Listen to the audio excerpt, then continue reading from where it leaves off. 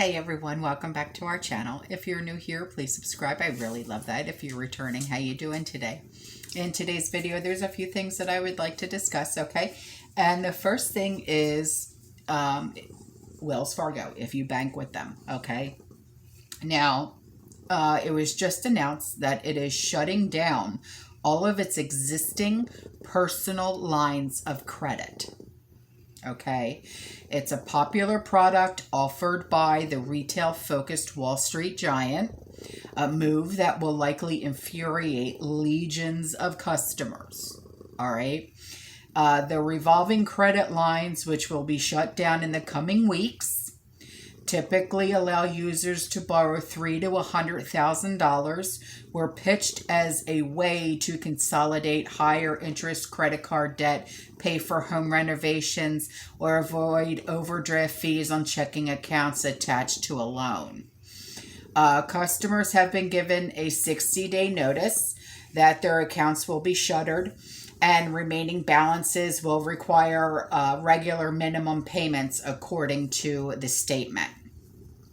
According to CNBC, it's the latest difficult decision facing Wells CEO Charlie Scharf, who is being forced to make cutbacks to the bank's business thanks to restrictions imposed by the, drumroll, Federal Reserve.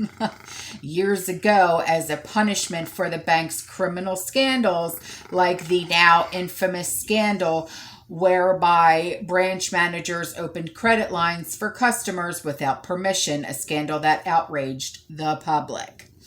Now, Wells Fargo recently reviewed its product offerings and decided to discontinue offering new personal and portfolio line of credit accounts and close all existing accounts. And the bank said in a 6-page letter, the move would let the bank focus on credit cards and personal loans, it said. Now, this also does not affect if you have a mortgage through them, because that was my first question. Why? Because my mortgage is through Wells Fargo. Yeah. So, the sudden closures will leave many customers without what may be a critical source of liquidity. What's worse, many will be penalized for the decision, making it more difficult for them to receive credit from a new source. Per CNBC, those whose credit lines are involuntarily closed will still see their FICO scores penalized as if they had elected to close the credit line willingly. With its latest move, Wells Fargo warned customers that the account closures may have an impact on your credit scores. And that was according to an FAQ segment of the letter. Another part of the FAQ asserted that the account closure couldn't be reviewed or reversed. We apologize for the inconvenience this line of credit closure will cause, the bank said. The account closure is final. Now, back in 2018, the Fed barred Wells Fargo from expanding its balance sheet until the central bank's regulators decide that the bank has fixed its compliance shortcomings, exposed the fake accounts scandal, and other abuses of the consumer. And the asset cap has ultimately cost the bank billions of dollars in lost earnings, based on the balance sheet growth of rivals like J.P. Morgan. It has also cost the mortgage giant its position as the biggest mortgage lender in the U.S. and to Quicken Loans, no less. The last time Wells curtailed customer credit was back in the summer of 2020 when it halted all new home equity lines of credit. At the time, many were unsure about the remaining purchasing power of the consumer. Of course, trillions of dollars in federal stimulus money soon took care of that.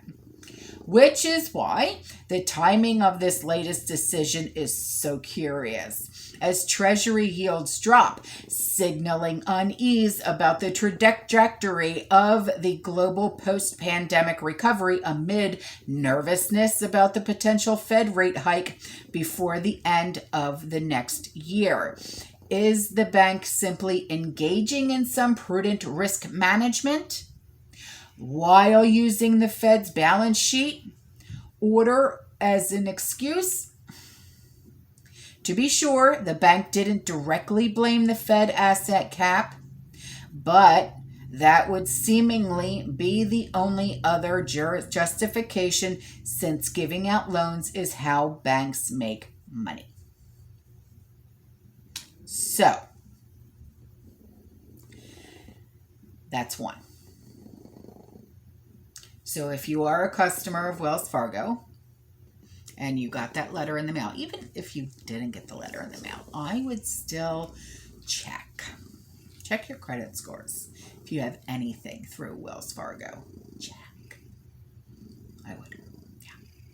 I always check my credit scores and, my credit report and stuff like that. Check, and recheck again. You know what I mean? You can never be too careful when it comes to that stuff. You really can't.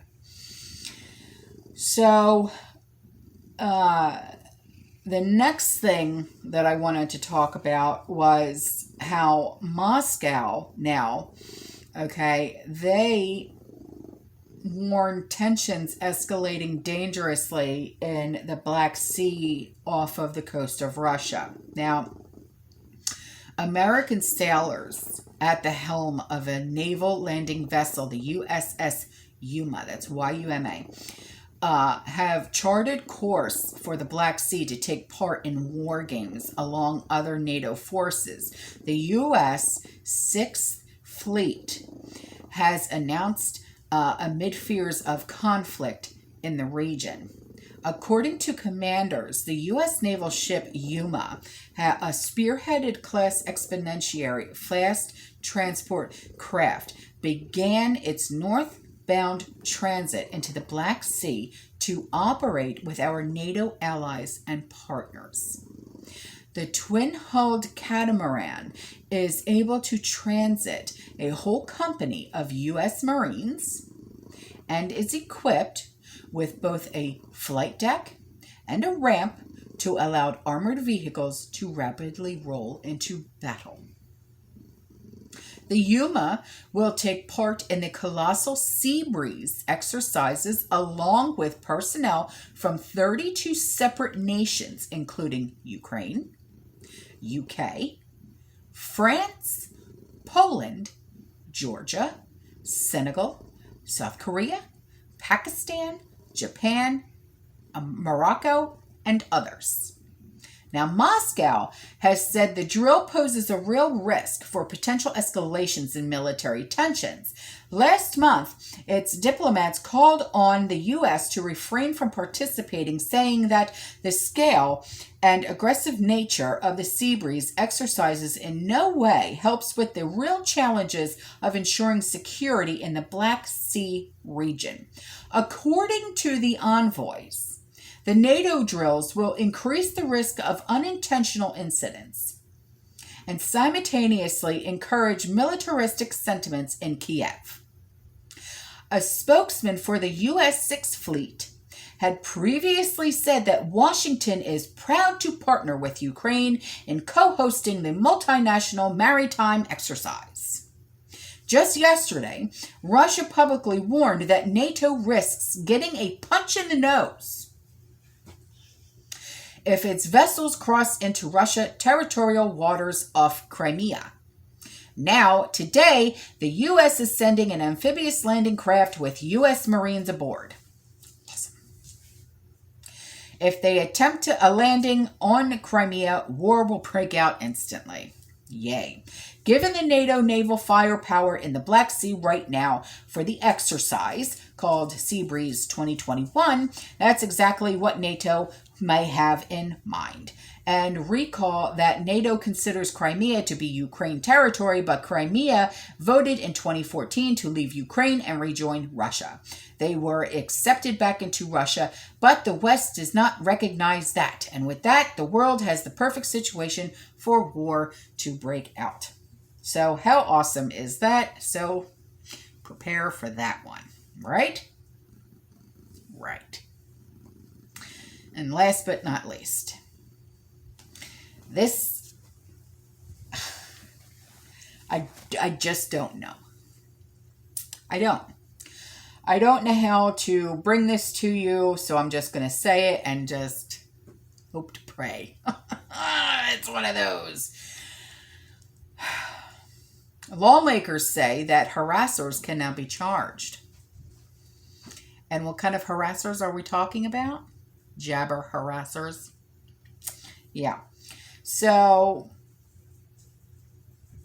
this morning, Arizona State Senator Kelly Townsend, informed us on how to protect ourselves against jabber harassers. Yeah. She tweeted by telling us what we can do before the feds come asking for our papers. Yeah. Yeah. She said, and this is her tweet, I have spoken to local law enforcement, and if you don't want the federal government on your property asking about jabs, they advise you to post a no trespassing sign in a visible location. This is a prerequisite to be able to charge someone for being there against your will. So, kids, go and get no trespassing signs and put them on every tree on your property. Okay? Okay. So there you have it. Arizona GOP chairwoman, Dr. Kelly Ward, then suggested personalizing your sign to specifically prohibit jabber harassers and trespassing. I'm doing it. What about you? So, who thinks we will see a surge in no trespassing signs? I do. And should they be individualized to specifically prohibit people from harassing you about jabs? And why doesn't HIPAA and or the 4A already prevent this harassment? Isn't our health information private? Is it or is it not? I thought it was. So, I mean, what happened, right, to our right to be secure against unreasonable searches and seizures? And what happened to our rights over our health information?